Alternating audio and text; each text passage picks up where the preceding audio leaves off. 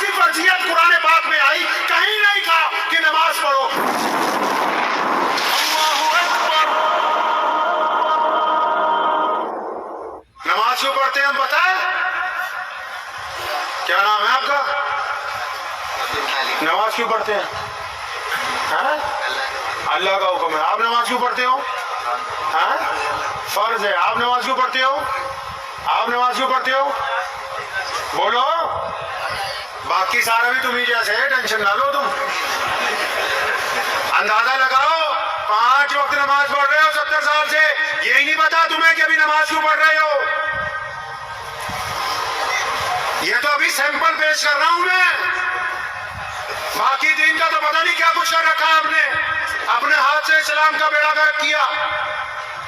और बताऊं, एक जगह से मैं गुजरा आप ही के सूबे में, तो मुझे कुछ लोगों ने रोका। ऐसे 5-7 साल पहले की बात है। मेरे वालिद मोहतरम मौलाना हबीबुर रहमान लुधियानवी रहमतुल्लाह अलैह मौजूद थे उस वक्त दुनिया में। तो मुझे उन्होंने रोका और चंद सिपाहियों को देख के मेरे पास कुछ मुसलमान आए, अजी हजरत नमाज पढ़ने रुके हो मस्जिद में, तो पता आप नायब इमाम हो, कुछ बता दो। तो मैंने उन सबको बुलाया अपने पास। मैंने कहा बताने का टाइम तो नहीं है, एक बात पूछना जरूर चाहता हूँ, तुम्हें भी पूछ लेता हूँ, रिकॉर्ड चाहे हो जाए कोई बात नहीं। तो मैंने उनसे ये कहा कि ये बताओ, यहाँ दिल पे हाथ रख के बोलो, दिल पे हाथ रखो जरा। मैं कहा ये बताओ, मुझसे फतवे ना पूछो, ये बताओ कि तुम्हारे इस्तिंजा खाने में जो वीडियो के टुकड़े पड़े हैं, ये किसी हुकूमत ने तुम्हें कहा है कि मस्जिद में आके तुम नशा किया करो? सारा दिन एक बवेला ही है कि फलां ने ये कर दिया, हम खुद क्या कर रहे हैं? हमने अपना मियार कितना नीचे गिराया है? हमने अपने पैर पर कितनी कुल्हाड़ियां मारी हैं? बार बार शिकस्त हो रही हो, अगर बार बार निकामी हो रही हो, तो इसका मतलब ये नहीं है कि भाई हम में कोई खराबी नहीं। इसका मतलब यही है कि सारी खराबी हमें मौजूद है। सुनो, प्यारे पैगंबर ने कहा कि पजामा टखनों से ऊंचा रखो, और इसको ऊंचा ही रखना पड़ेगा क्योंकि ये रसूलुल्लाह ने करवाया है। लेकिन जिस दिन ये कहा था कि इसको ऊंचा करो, बिलाल हजरत अबू बकर सिद्दीक दौड़े दौड़े आए, या रसूलुल्लाह मेरा अचानक कई बार ढलक जाता है। और फरमाया अबू बकर तू क्यों फिक्र करता है?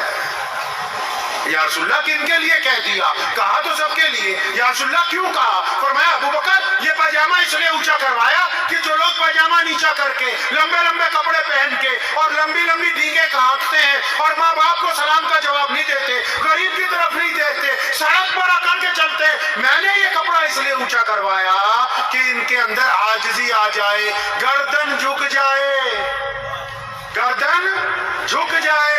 अब एक बंदा हो मेरे जैसा मौलवी, पजामा भी टखनों से ऊंचा हो और अपने बाप को सलाम ना करता हो, माँ की इज्जत ना करता हो, बीवी के मुंह पे थप्पड़ मारता हो, बच्चों से गुंडागर्दी करता हो, पड़ोसियों से उसकी बनती ना हो, 5 वक्त भी नमाज पढ़ता हो, अब ये कमबख्त पजामा टखनों की बजाय घुटनों पे भी कर ले, तब भी शरीयत को इससे कुछ लेना देना नहीं। मसले की रूह कत्ल कर दी ना। नमाज की फर्जियत कुरान पाक में आई, कहीं नहीं कहा कि नमाज पढ़ो। हर जगह अल्लाह ने कहा नमाज को कायम करो। क्यों कायम करो? क्योंकि कुरान ने वाज़ेह तौर पर नमाज की फर्जियत के हुक्म में ये बात कही कि नमाज अल्लाह की इबादत के लिए नहीं, नमाज इसलिए ताकि तुम गंदी बातें करनी छोड़ दो, अच्छी बातें करने लगो। नमाज इसलिए ताकि तुम यतीमों की खबरगिरी करने लगो। नमाज इसलिए ताकि तुम मुत्तकी बनो। अल्लाह को अच्छे लोगों की जरूरत है। अब बंदा नमाज भी पढ़ता हो, ठगी भी मारता हो, नमाज भी पढ़ता हो, चोरी भी करता हो, नमाज भी पढ़ता हो, किसी की बेटी का नंबर भी लेने के चक्कर में हो, नमाज भी पढ़ता हो, अपनी किसी बहन की तरफ गंदी निगाह डालता हो। किस वक्त ने कहा कि तू नमाजी है? ये नमाजी होने का ढोंग रच रहा है, इसकी नमाज तो इसको गुनाह से रोक ही नहीं। अगर इसकी नमाज इसको गुनाह से नहीं रोक रही, इसको और अच्छी तरह नमाज पढ़नी है।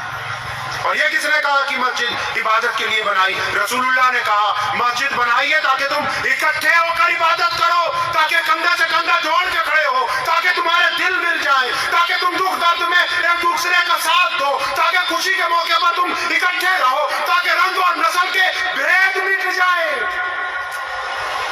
अगर मस्जिद में जाके भी ये पता नहीं है कि मेरा कौन सा साथी दुखी है, परेशान हाल है, तो फिर जमात अभी अपने मुकाम तक नहीं पहुंची है।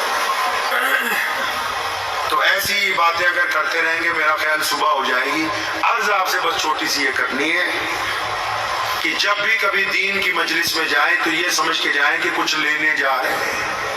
یہ جو مدرسے کو دے جاؤ گے یہ کوئی بڑی بات نہیں، آخرت میں مل جائے گا. اپنے لیے لینے جا رہے ہیں، اور اگر تبدیلی لانی ہے اپنے اندر، لائیں گے تبدیلی انشاءاللہ. کائے کی تبدیلی؟ نبی علیہ السلام کی ایک سنت اپنانی ہے، اور نماز بھی پڑھنی ہے. ایک اور سنت اپنانی، وہ سنت کیا ہے؟ پیارے پیغمبر چاہتے ہیں کہ جب بھی میرا امتی سوچے تو اچھا سوچے. کیسا سوچے جی؟ اچھا سوچے. جب بھی بولے تو اچھا بولے، جب دیکھے تو اچھا دیکھے. ہم کیا کرتے ہیں؟ 10 آدمی بیٹھے ہوتے ہیں، 2 اٹھ کے چلے جاتے ہیں تو 8 پتا کیا کہے؟ اجی وہ 2 تو ٹھگ ہے. اور جب 3 اور چلے جائیں تو 5 کہتے ہیں یہ بھی 3 جو گئے نا یہ بھی بے ایمان ہے. اب جب ان 5 میں سے پیچھے 3 اور چلے جائیں تو باقی 2 کہتے ہیں یہ ان سے بڑے کمینے تھے یار. یہ ہماری نظریہ بن کے ہے، اس کو بدلنا ہے. پیارے پیغمبر کی سنت ہے، آپ نے فرمایا کہ بدگمانی کفر ہے. اچھا سوچنا ہے اپنے بھائیوں کے متعلق، ماں باپ کے متعلق، بیوی کے متعلق، پڑوسی کے متعلق، ہندو سکھ دوستوں کے متعلق، غیر مسلم بھائیوں کے متعلق. جب بھی امید لگانی ہے اچھی لگانی، برا نہیں سوچنا. رسول اللہ چاہتے ہیں کہ ہم مثبت سوچیں، پازیٹیو سوچیں. سوچیں گے پازیٹیو انشاءاللہ؟